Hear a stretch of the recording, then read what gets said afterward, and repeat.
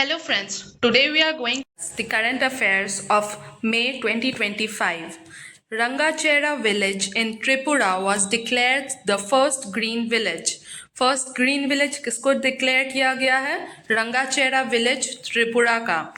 Based on intelligence received from Operation Hawk led by the US, the Central Bureau of Investigation took action against a cybercrime network involved in child sexual exploitation with global connections.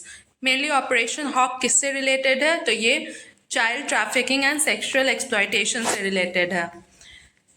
India has become the first country in the world to develop genome-edited rice varieties. Agriculture Minister Shivraj Singh Chauhan launched the first two genome-edited rice varieties developed by ICAR, DRR Dhan 100 Kamla and Pusa DST Rice 1.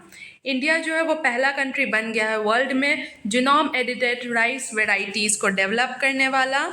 Agriculture minister Shivraj Singh Chauhan ने दो variety develop by ICR को launch किया है. यह है DRR धान 100 कमला और दूसरा है Pusa DST rice 1. Under Operation Olivia, the Indian Coast Guard protected olive ridley turtles along the Orissa coast. Operation Olivia किससे रिलेटेड है? तो ओडिशा कोस्ट के अलोंग ऑलिव राइडली टर्टल्स के प्रोटेक्शन के लिए.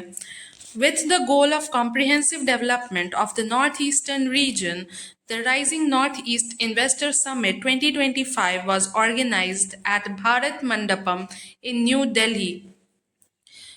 नॉर्थ ईस्टर्न रीजन के कॉम्प्रिहेंसिव डेवलपमेंट के लिए एक समिट किया गया, rising north east investors summit 2025. ये कहाँ ऑर्गेनाइज किया गया था? न्यू दिल्ली के भारत मंडपम में. The Ministry of Information and Broadcasting, Government of India, in collaboration with the Indian Institute of Mass Communication, IIMC, successfully organized the 8th National Community Radio Conference at the Geo World Convention Center in Mumbai. Ministry of Information and Broadcasting in collaboration किसके साथ collaborate करके? IIMC के साथ collaborate करके 8th national community radio conference organize किया. कहाँ? तो मुंबई के जियो वर्ल्ड कन्वेंशन सेंटर में. The Maharashtra government repurchased the prestigious sword of Raja Raghuji Bhosle I, founder of the Nagpur Bhosle dynasty, at rupees 47.15 lakh in an auction held in London. Maharashtra government ने एक London में auction हुआ था, उसमें राजा Raghuji Bhosle one का prestigious sword को repurchase कर लिया है. राजा रघुजी भोसले वन फाउंडर थे नागपुर भोसले डायनेस्टी के.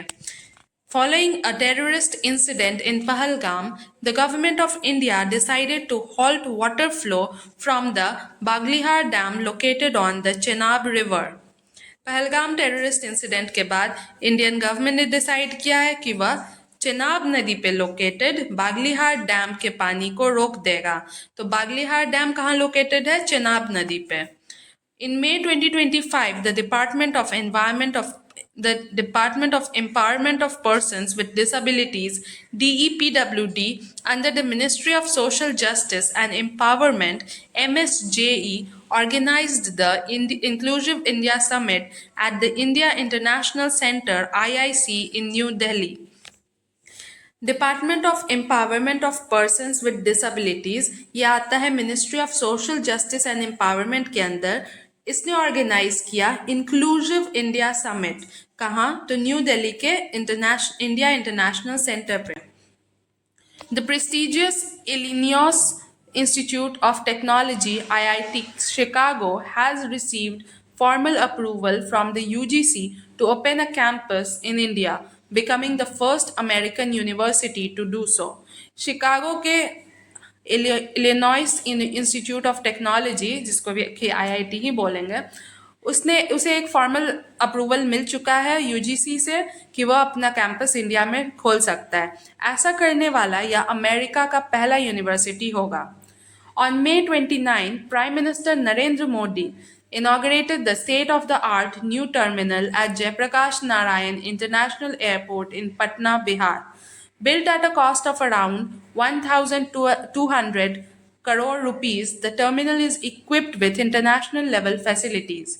29 मई को प्राइम मिनिस्टर नरेंद्र मोदी ने एक नया टर्मिनल का इनॉग्रेशन किया। कहाँ? तो पटना के जयप्रकाश नारायण इंटरनेशनल एयरपोर्ट पे। यह 1200 करोड़ की लागत से बना हुआ है और इसमें इंटरनेशनल लेवल फैसिलिटीज है। On May 29, 2025, Prime Minister Narendra Modi virtually addressed the Sikkim at the Rate 50 event held in Gangtok, Sikkim. He also released a commemorative coin and postage stamp to mark the 50th anniversary of Sikkim's statehood. Sikkim state का 50 सालगिरह पूरा हो चुका है। इसी मौके पे नरेंद्र मोदी जी ने वर्चुअली एड्रेस किया था Sikkim at the rate 50 event, जो कि सिक्किम के गैंगटॉक में हुआ था। इसी अवसर पर उन्होंने कमेमोरेटिव कॉइन और पोस्टेज स्टैंप भी जारी किया। Assam Chief Minister Hemant Biswa Sharma introduced the state's first artificial intelligence news anchor, Ankita. This digital initiative aims to modernize government communication and enhance citizen engagement. Ankita क्या है? तो यह असम का एक आर्टिफिशियल इंटेलिजेंस न्यूज़ एंकर है। इसको असम के CM Hemant Biswa Sharma ने इंट्रोड्यूस किया और यह एक डिजिटल इनिशिएटिव है जो कि गवर्नमेंट कम्युनिकेशन को मॉडर्नाइज करेगा और सिटीजन के एंगेजमेंट को इन्हांस करेगा। The Maharashtra government has officially approved the merger of Konkan railway corporation limited KRCL with Indian Railways. Following this approval, KRCL will be merged into Indian Railway. तो Maharashtra government ने officially approve कर दिया है कि Indian railways के साथ Konkan railway corporation limited, जो कि KRCL है, उसको मर्ज करने का। और इसके बाद है हैदराबाद बेस्ड कंपनी गोल्ड सिक्का has launched AI enabled gold melting ATM in India. एक गोल्ड मेल्टिंग ATM खुल रहा है इंडिया में। यह AI इनेबल्ड रहेगा और ये कहाँ है? तो हैदराबाद के बेस्ड कंपनी गोल्ड सिक्का के द्वारा लॉन्च किया गया। 2 women officers of the Indian Navy, Lieutenant Commander Rupa A and Lieutenant Commander Dilna K, completed a circumnavigation of the globe aboard INS Tarini under the Navika Sagar Parikrama 2 mission. This historic voyage concluded at the port of Gaya on May 29, 2025. तो 2 women officer Indian navy की, जिनका क्या नाम था? तो lieutenant commander रूपा ए और lieutenant commander दिलना के, इन्होंने पूरे ग्लोब का एक सर्कम नेविगेशन कंप्लीट किया है। और ये किसके अंडर किया है? तो अंडर प्रोजेक्ट नाविका सागर परिक्रमा 2 मिशन के तहत। और किसके द्वारा? तो INS तारिणी के द्वारा। यह एक हिस्टोरिक वॉयज है जिसका कि समापन हुआ गोवा में 29 मई 2025 को। The National Mission for Clean Ganga (NMCG) approved the Action Plan 2025 under the River Cities Alliance (RCA). This is a collaborative initiative between the Ministry of Jal Shakti and the Ministry of Housing and Urban Affairs. National Mission for Clean Ganga (NMCG) ने action plan 2025 को approval दे दिया है। किसके तहत? तो river cities alliance के तहत। यह एक कोलैबोरेटिव है, इनिशिएटिव है। किसका? तो मिनिस्ट्री ऑफ जल शक्ति का और ministry of housing and urban affairs यानी महुआ का। Next is the Ghaziabad municipal corporation issued India's first certified green municipal bond. This bond was issued under the Swachh Bharat Mission Urban with the objective of raising 180 crore rupees for the development of a state-of-the-art tertiary sewage treatment plant. Ghaziabad has become the first city in India to do so. India का पहला certified green municipal bond जारी करने वाला पहला जो municipal corporation है वो कौन है? Ghaziabad municipal corporation.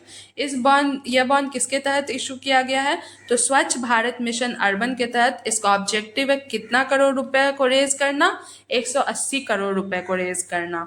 और ये डेवलपमेंट में यूज़ होगा स्वेज ट्रीटमेंट प्लांट के। गाजियाबाद जो है वह इंडिया का पहला सिटी बन गया है ऐसा करने वाला। On April 16, 2025, the Ministry of Environment released the Draft Greenhouse Gas Emission Intensity (GEI) Target Rules 2025. The objective of these rules is to regulate GHG emission intensity in sectors such as cement, aluminium, pulp and paper, and chlor-alkali. 16 अप्रैल 2025 को एक green house gas emission intensity target rules 2025 को release किया गया। किसके द्वारा? Ministry of environment के द्वारा। इसका ऑब्जेक्टिव है कि इन रूल्स के द्वारा जीएचजी एमिशन को रेगुलेट किया जा सके। किन किन सेक्टर में? तो cement, aluminium, pulp and paper और क्लोर एल्कली के सेक्टर में। Under the leadership of Chief Election Commissioner Gyanesh Kumar, the Election Commission presented 3 major electoral reforms. Number 1, electronic integration of death registration data.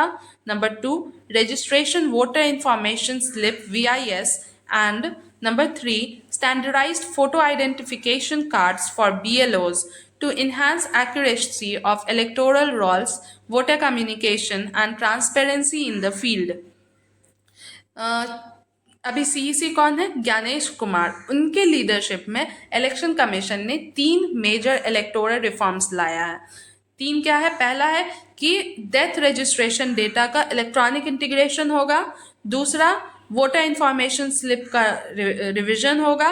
तीसरा, standardise photo identification card होगा बीएलओज के लिए, ताकि electoral rolls के accuracy को enhance किया जा सके और वोटर कम्युनिकेशन और ट्रांसपेरेंसी को बढ़ाया जा सके। The Supreme Court before Chief Justice Sanjiv Khanna's retirement published the assets of 21 judges aiming to enhance transparency and accountability in judicial appointments. Chief Justice Sanjeev Khanna के रिटायरमेंट के पहले सुप्रीम कोर्ट ने 21 जजेस का एसेट्स को पब्लिश किया है। इससे ट्रांसपेरेंसी और अकाउंटेबिलिटी इंप्रूव होगा। The cashless treatment scheme 2025 for road accident victims launched on May 6, 2025 by the National Health Authority in coordination with police, hospitals and state health agencies guarantees up to Rs 1.5 lakh in cashless emergency care for each victim for 7 days after the accident. एक scheme है, कौन सा? तो cashless treatment scheme 2025। इसमें road accident victims के लिए launch किया गया है। किसके द्वारा? नेशनल हेल्थ अथॉरिटी के द्वारा। इस किसके कोऑर्डिनेशन में? तो पुलिस, हॉस्पिटल और स्टेट हेल्थ एजेंसीज के कोऑर्डिनेशन में। इस स्कीम के तहत 1.5 लाख रुपया कैशलेस इमरजेंसी केयर के लिए दिया जाएगा हर विक्टिम को 7 दिन, एक्सीडेंट के 7 दिन तक। Russia honored Biju Patnaik by installing a memorial plaque at its embassy in New Delhi, recalling his service as a pilot during the Battle of Stalingrad in World War II. His role in the evacuation from Burma, his support for China's resistance, and his advocacy for Indonesia's independence and global freedom. Biju Patnaik को honour करने के लिए Russia ने एक memorial plaque establish किया है new Delhi के अपने एम्बेसी में। बीजू पटनायक क्यों इम्पोर्टेंट थे? क्योंकि उन्होंने बैटल ऑफ स्टैलिनग्राड जो कि वर्ल्ड वॉर 2 में था उसमें अपना योगदान दिया था। उन्होंने इवैक्यूएशन ऑफ बर्मा कराया, सपोर्ट दिया चाइनाज रेजिस्टेंस में, एंड इंडोनेशिया के इंडिपेंडेंस और ग्लोबल फ्रीडम को एडवोकेट किया।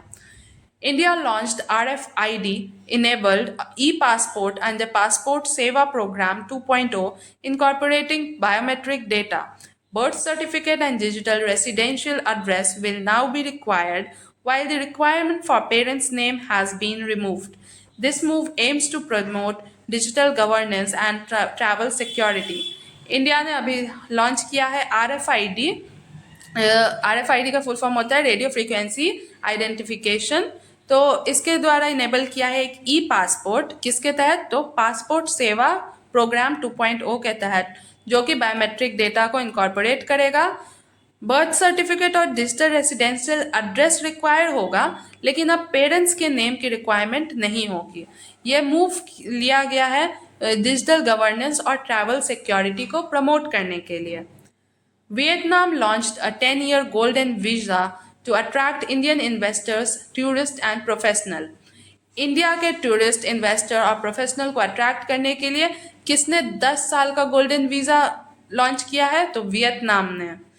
Kozhikode joined the World Health Organization's global network of age-friendly cities and communities (GNAFCC) for its age-friendly infrastructure, healthcare access and community engagement। Kozhikode जो है उसने join किया है WHO का global network of age friendly city और community. क्यों? तो अपने age friendly infrastructure, health care access और कम्युनिटी इंगेजमेंट के लिए। According to the sample registration system, India's maternal mortality rate (MMR) has declined from 97 to 93 per 1 lakh live births। 1 lakh live birth में जो MMR है, maternal mortality rate, वो decline हो गया है। 2018-20 में जो 97 था वो अब 2019-21 में 93 हो गया है। On May 13, 2025, Neeraj Chopra has been conferred the honorary rank of Lieutenant Colonel in the Territorial Army। किन्हें ऑनरी रैंक दिया गया है लेफ्टिनेंट कर्नल का टेरिटोरियल आर्मी में? तो नीरज चोपड़ा को, जो कि जैवलिन थ्रोअर है। जस्टिस बेला एम त्रिवेदी, द 11th woman judge of the Supreme Court, retired on May 16, 2025. She delivered landmark judgments on EWS quota, POCSO, and judicial classification, and was a strong advocate of gender representation। Supreme court की 11th महिला जज कौन थी? Justice Bela M Trivedi. इन्होंने retirement ले लिया है 16 मई 2025 को। ये क्यों जानी जाती है? तो लैंडमार्क जजमेंट दिया था इन्होंने EWS कोटा में, पॉक्सो में और जुडिशियल क्लासिफिकेशन में, और ये एक स्ट्रॉन्ग एडवोकेट थी जेंडर रिप्रेजेंटेशन का।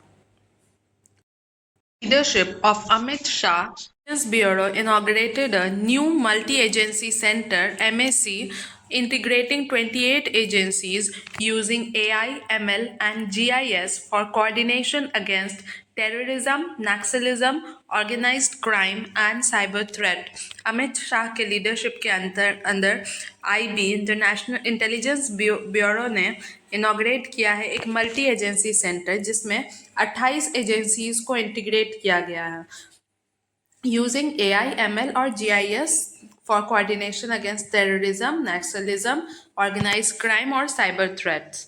The Archaeological Survey of India (ASI), in collaboration with the World Monuments Fund India and TCS Foundation, restored Rajo Ki Baoli in a 16th century Lodi step well in Mehrauli, using traditional materials to preserve heritage and enhance water resilience.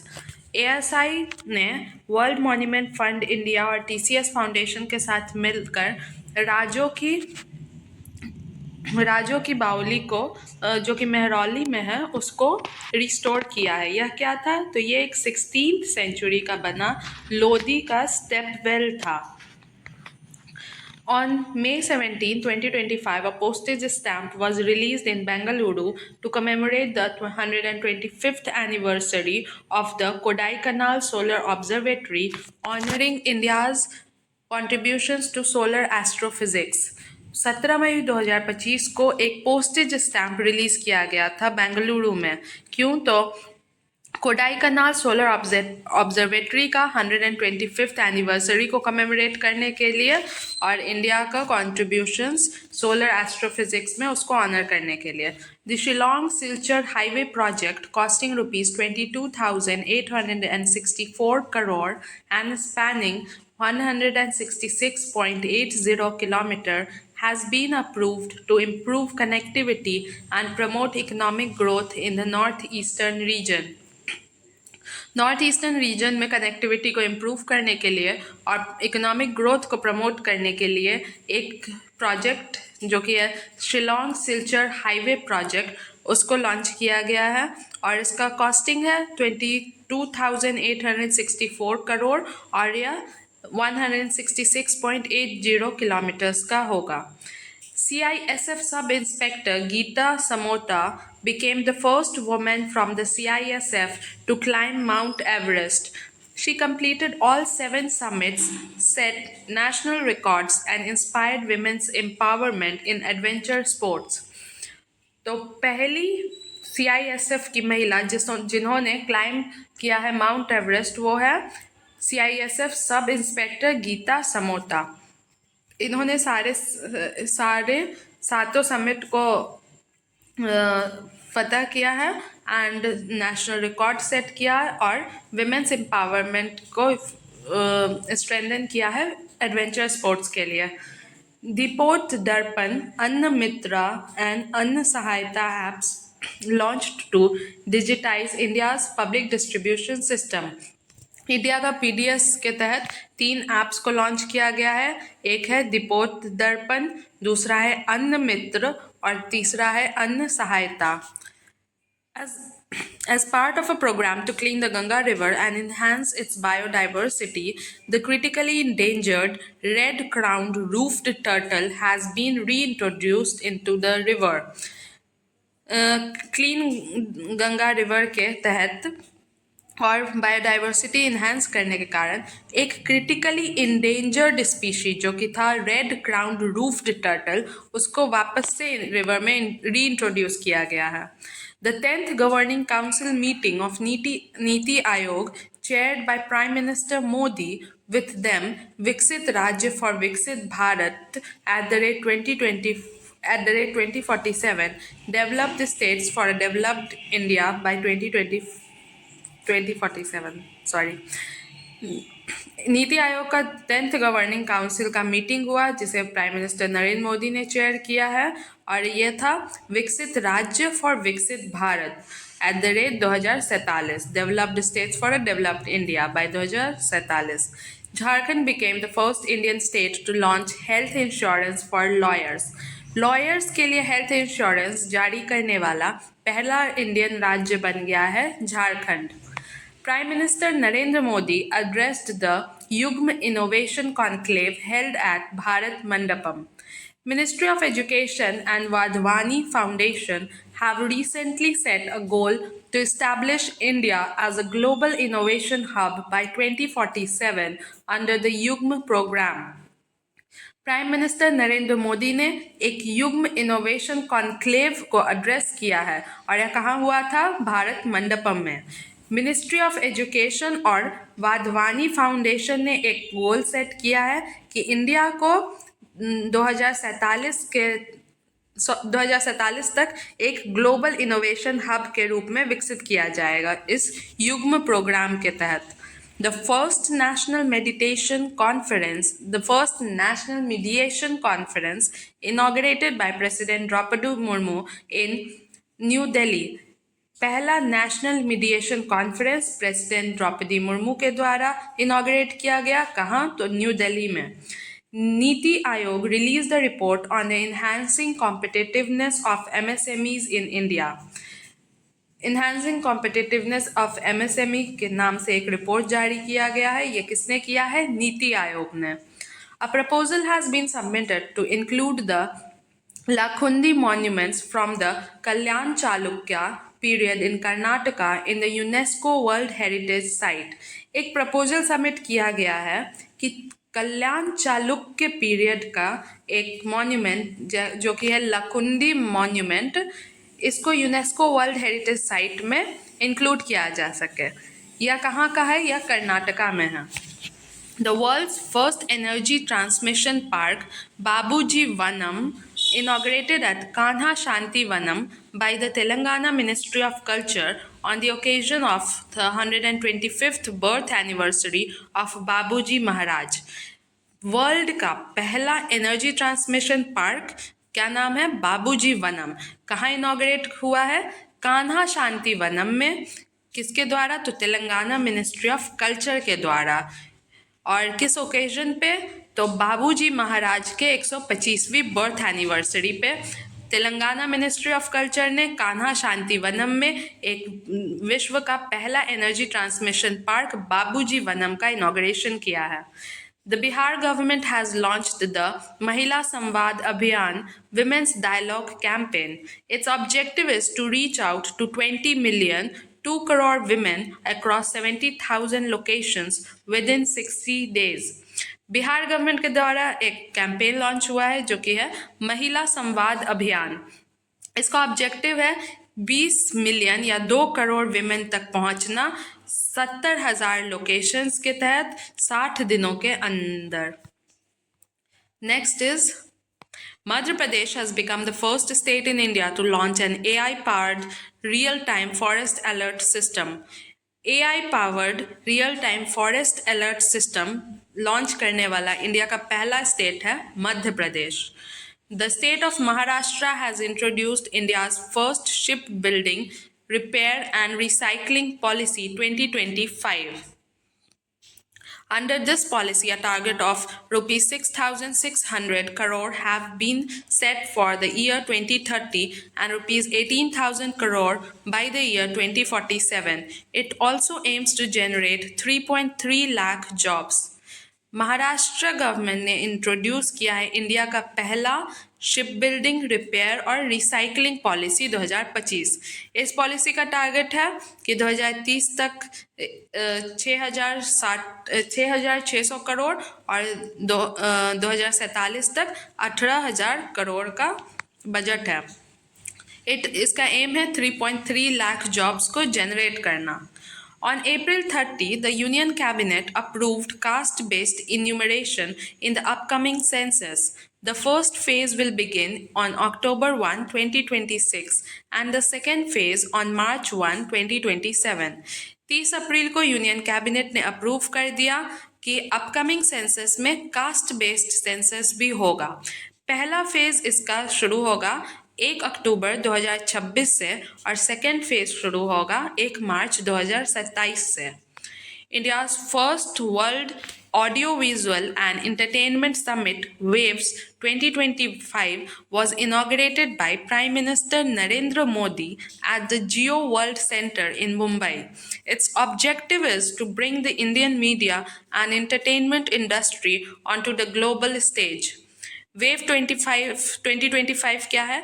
तो यह है world audio visual and entertainment summit. यह India का पहला ऐसा summit था जिसे prime minister Narendra Modi ने इनॉग्रेट किया. कहाँ? तो मुंबई के वर्ल्ड जियो सेंटर में. इसका ऑब्जेक्टिव है कि इंडियन मीडिया और एंटरटेनमेंट इंडस्ट्री को एक ग्लोबल स्टेज तक ले जाया जा सके. Under the ongoing BR Ambedkar Zero Poverty Scheme in UP, Rajouri village has become the first poverty-free Gram Panchayat. The campaign was launched on October 2, 2024. BR Ambedkar Zero Poverty Scheme के तहत UP का Rajauli village जो है वो पहला poverty free ग्राम पंचायत बन चुका है. यह कैंपेन लॉन्च हुआ था 2 अक्टूबर 2024 को. The Ganga Expressway has become the first expressway in the country equipped with night landing facilities for fighter jets. This has been demonstrated on 3.5 kilometer long airstrip built in Shahjahanpur district. Ganga express जो है वह पहला ऐसा expressway बन गया है country में जिसमें फाइटर जेट्स के लिए नाइट लैंडिंग की फैसिलिटी होगी. यह डेमोन्स्ट्रेट किया गया है 3.5 किलोमीटर लॉन्ग एयर स्ट्रिप पे जो कि शाहजहानपुर डिस्ट्रिक्ट में बना है. Prime Minister Modi dedicated the Vizhinjam International Seaport in Kerala to the nation.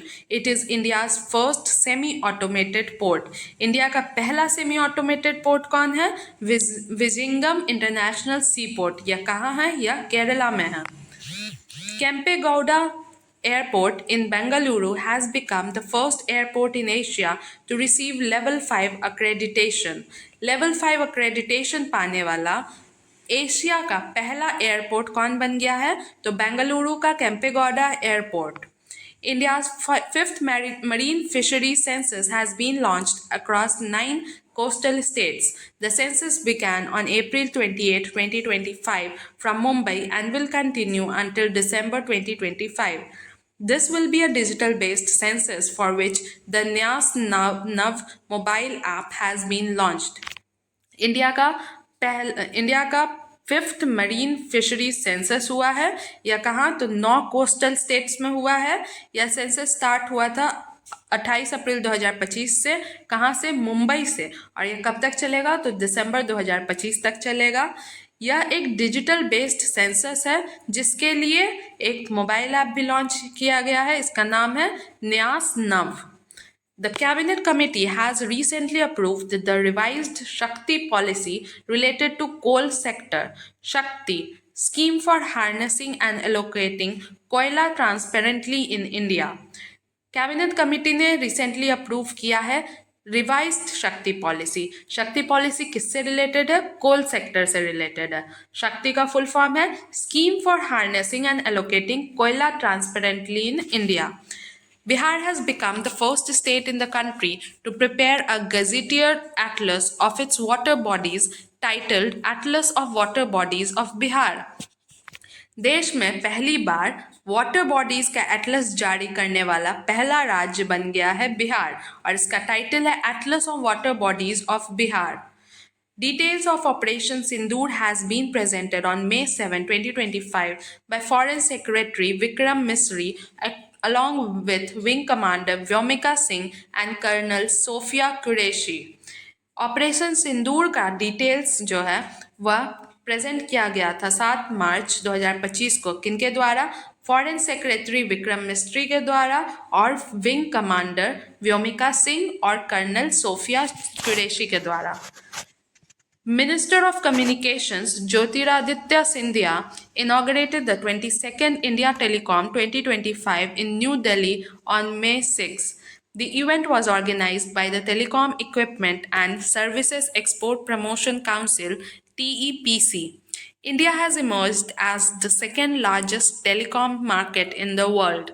Currently, the country has 1.2 billion mobile users. Minister of communication Jyotiraditya Scindia ने इनॉग्रेट किया है 22वां इंडिया टेलीकॉम 2025। यह कहाँ इनॉग्रेट हुआ है? तो न्यू दिल्ली में। कब? 6 मई को। यह इवेंट किसके द्वारा ऑर्गेनाइज किया गया था? तो telecom equipment and services export promotion council TEPC के द्वारा। इंडिया जो है वो पूरे वर्ल्ड में सेकेंड लार्जेस्ट टेलीकॉम मार्केट बन चुका है। करंटली इंडिया में 1.2 बिलियन मोबाइल यूजर्स हैं। The number of internet users has reached 970 million और इंटरनेट यूजर जो है वो 970 मिलियन तक पहुंच गए हैं। The Haryana government in its 2025 budget became the first state to establish a Department of Future. It is India's first such department aimed at preparing the state for upcoming economic, technological and environmental challenges. Haryana government जो है उसने अपने 2025 के budget में पहली बार department of future establish करने की बात करी है। यह इंडिया का पहला ऐसा डिपार्टमेंट होगा जिसमें स्टेट को प्रिपेयर किया जाएगा अपकमिंग इकोनॉमिक, टेक्नोलॉजिकल और एनवायरमेंटल चैलेंजेस के लिए, मतलब भविष्य के लिए तैयार किया जाएगा, इसीलिए डिपार्टमेंट ऑफ फ्यूचर। और ये कौन सा स्टेट है? तो Haryana government. The country's first interstate Cheetah Corridor has been inaugurated between Rajasthan and Madhya Pradesh. It spans an area of 17,000 square kilometers. It includes Kuno National Park, Madhya Pradesh, and Gandhi Sagar Sanctuary, Rajasthan. Country का पहला inter state चीता corridor inaugurate किया गया है। कौन कौन से 2 state के बीच? तो राजस्थान और मध्य प्रदेश। यह 17,000 स्क्वायर किलोमीटर एरिया में फैला होगा। इसमें 2 नेशनल पार्क, एक नेशनल पार्क और एक सैंक्चुरी आते हैं। Quinoa national park Madhya Pradesh का और राजस्थान का Gandhi Sagar sanctuary. A nationwide civil defense mock drill was conducted in India on May 7, 2025. This exercise was first held in 1971. 1971 के बाद पहली बार इंडिया में एक nationwide civil defence mock drill हुआ था। कब? तो 7 मई 2025 को। The country's first transmedia entertainment city will be established in Amravati, Andhra Pradesh. It is expected to create 25,000 direct jobs over 6 years. Country का पहला ट्रांस मीडिया इंटरटेनमेंट सिटी कहाँ establish होगा? तो अमरावती, आंध्र प्रदेश में। इससे डायरेक्टली 25,000 जॉब्स 6 साल में एक्सपेक्ट है जनरेट होने का। Bihar ranked first in India for successful implementation of the PM formalization of micro food processing enterprises PM FME scheme. PM formalization of micro food processing enterprises PM FME scheme के तहत देश का पहला राज्य जो कि इसका सक्सेसफुल इम्प्लीमेंटेशन कर रहा है वह है Bihar. BrahMos Aerospace has established a manufacturing unit in Lucknow with an investment of rupees 300 crore. BrahMos aerospace ने अपना एक मैन्युफैक्चरिंग यूनिट कहाँ इस्टेब्लिश किया है? तो लखनऊ में इन्वेस्टमेंट 300 करोड़ के इन्वेस्टमेंट के साथ। The Indian navy received it's first indigenous anti submarine warfare shallow watercraft INS Arnala. Indian navy ने अपना पहला indigenous anti submarine warfare shallow watercraft receive किया है। इसका नाम क्या है? INS Arnala. Rangachera village in Tripura has become the first green village for solar energy and clean water facilities. The village is entirely dependent on solar power. Tripura का रंगाचेरा village जो है वो पहला ग्रीन विलेज बन गया है सोलर एनर्जी और clean water facilities के लिए। यह विलेज इंटायरली डिपेंडेंट है सोलर पावर पे। India's 6th semiconductor plant will be set up in Jewar, Noida. The HCL Foxconn semiconductor project has been approved. It will be a joint venture between HCL and Foxconn. India का छठा semiconductor plant कहाँ setup होगा? तो नोएडा के जेवर में। यह project किसके द्वारा अप्रूव किया गया है? तो HCL Foxconn सेमीकंडक्टर प्रोजेक्ट। ये एक जॉइंट वेंचर होगा HCL और Foxconn का। India's Renesas company inaugurated the country's first 3 nanometer chip design centers in Noida and Bengaluru. India का रेनेसास कंपनी ने इनॉग्रेट किया है कंट्री का पहला 3 नैनोमीटर का चिप डिज़ाइन सेंटर। कहाँ? नोएडा में और बेंगलुरु में। वीर रथ park is being sector 145, Uttar Pradesh. Objective: to honor the memory of the martyrs and revolutionaries who contributed to the freedom struggle. Veer Rath park को कहाँ डेवलप किया जा रहा है? तो यूपी के नोएडा सेक्टर 145 में। इसका ऑब्जेक्टिव है कि फ्रीडम स्ट्रगल में पार्ट लेने वाले मार्टियर्स और रेवोल्यूशनरीज को ऑनर करना। The Jal Jeevan Haryali Abhiyan in Bihar has been extended until 2029-30. Bihar का जो जल जीवन हरियाली अभियान है उसको 2029-30 तक के लिए एक्सटेंड कर दिया गया है। Indore has become the first beggar free city in India. Indore जो है वो इंडिया का पहला बेगर फ्री सिटी बन गया है। Campus Calling, an initiative of National Commission for Women, was launched in collaboration with Yuva Manthan, a youth development forum. This initiative is aimed at enhancing gender sensitivity and addressing cyber crimes among students. Campus calling क्या है? यह एक initiative है। किसके द्वारा? National commission for women के द्वारा। इसको लॉन्च किया गया है युवा मंथन के कोलैबोरेशन में। युवा मंथन एक यूथ डेवलपमेंट फोरम है। यह इनिशिएटिव एम्ड है जेंडर सेंसिटिविटी को इन्हांस करने के लिए और साइबर क्राइम, स्टूडेंट्स के अगेंस्ट साइबर क्राइम को एड्रेस करने के लिए। Dibrugarh airport has been renamed as doctor Bhupen Hazarika airport. Dibrugarh airport का नया नामकरण हुआ है। इसको अब डॉक्टर भूपेन हजारिका एयरपोर्ट के नाम से जाना जाएगा। The ministry of skill development and entrepreneurship MSDE is partnering with Meta to launch an AI assistant for the skill India mission. Meta के साथ कौन पार्टनर कर रहा है AI असिस्टेंट लॉन्च करने के लिए स्किल इंडिया मिशन के लिए? तो ministry of skill development and entrepreneurship. Mizoram has become the first 100% literate state in India. India का 100% लिटरेट स्टेट कौन बन गया है?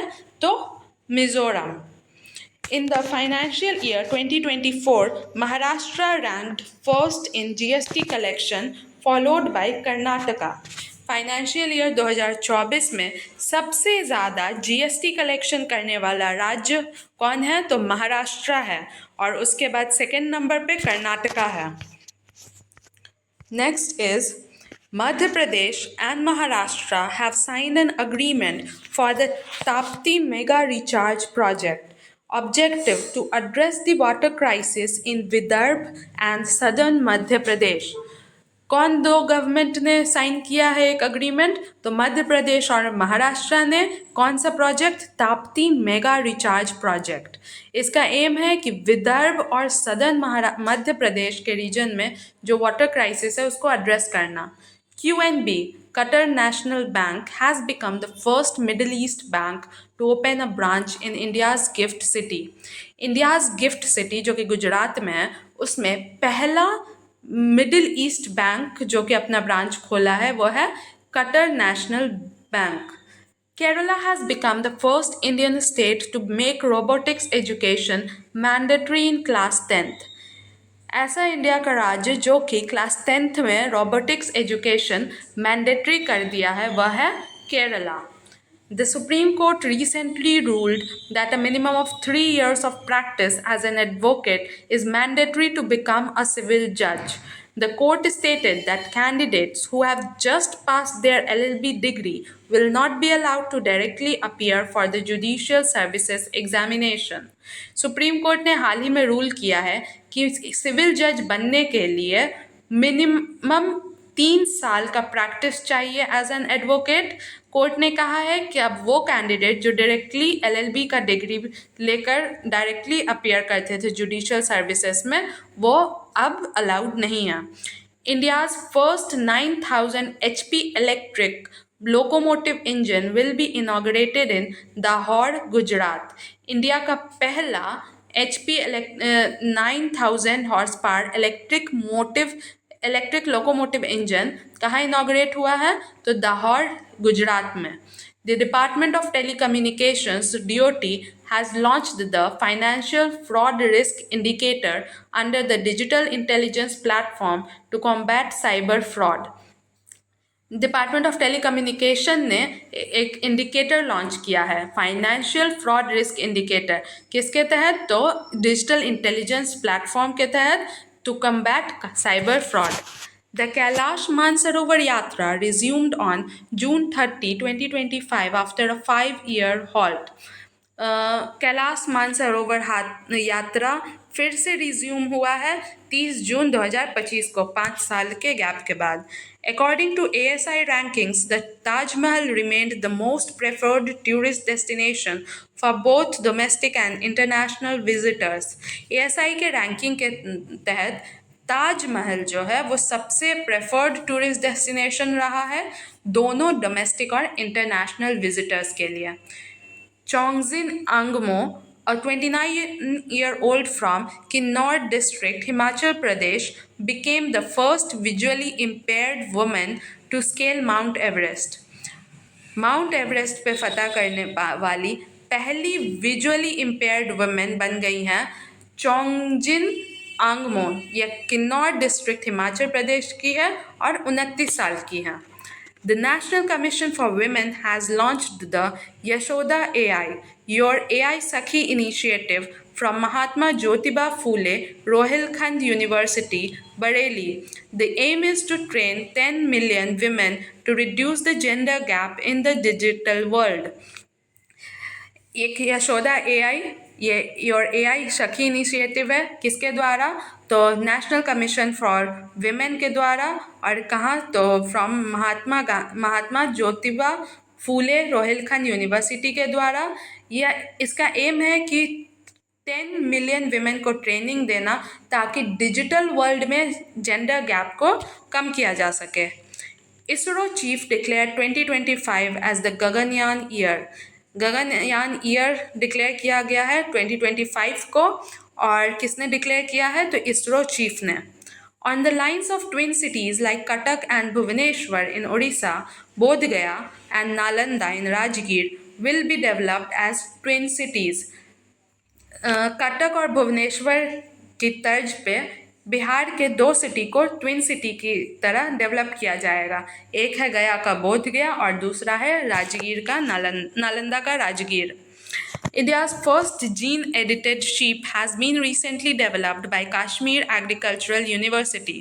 इंडिया का पहला जीन-एडिटेड शीप किसने रिसेंटली डेवलप किया है? तो कश्मीर एग्रीकल्चरल यूनिवर्सिटी ने। Vishwanath Kartikeya Padakanti, a 16-year-old from Hyderabad, became the youngest Indian to complete the 7 Summits Challenge, that is climbing the highest peak of each 7 continent. Her 7 continent का highest peak climb करने को कहते हैं 7 summit challenge, और इसको complete करने वाले हैं हैदराबाद के 16 साल के विश्वनाथ कार्तिकेय यंगेस्ट इंडियन बन गए हैं। Hindi Journalism Day is celebrated every year on 30th May. This day is observed in memory of the publication of Udand Martand, which was first published on this day in 1826.